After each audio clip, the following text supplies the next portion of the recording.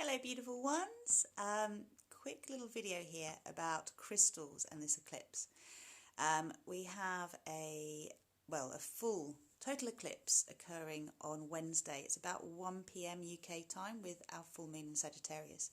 And typically I recommend that people cleanse their crystals or their crystal grids, which, you know, if you don't know what a crystal grid is, it's basically a formation that you place in your house. I always have them in stock through Rosy Glow. I've been piecing them together for a couple of years now for my clients, but what you do is you amplify the energy in your house that you want to energize, and you draw away the energies that you don't want to energize. Now, the jury's out when it comes to full moon eclipse, whether it's actually a good idea or not to cleanse the crystals because of the shadow element of the eclipse. But this particular eclipse, as I mentioned in the full moon co-creation meditation that I recently hosted, is a very, very powerful instigator of change, necessary change, as are all eclipses. But in this instance, we have this opportunity to take a quantum leap into our ascension timeline by dropping the old stories, the old narratives, the old programming that still influences us, holds us back. So this is the invitation. I'm getting very strong guidance from my guides to definitely have my crystals out. I've taken them all out. They're all outside now. What you've got to remember is that some crystals don't like daylight. So the way I was taught to cleanse was to leave the crystals out on the night before the full moon, the night the full moon peaks, and the night after.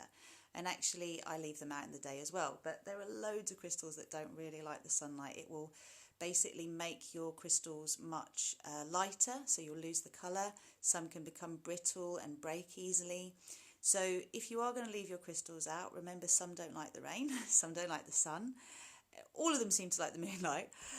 So you could always cover them in the daytime or bring them in and out. But I'm definitely taking mine out. I've set the intention that they, with the eclipse energy, the eclipse helps to take away those patterns that still seem to play out in my own life or in the life of my family members, all the areas that I feel stuck and difficult to grow beyond. So there's always subtle stuff around that. And if you feel really clear yourself, then remember that you're doing this for your collective. You're doing this for your family members, your partners, your children, all those beings that are not consciously doing it for themselves. So definitely I'd recommend cleansing your crystal grid.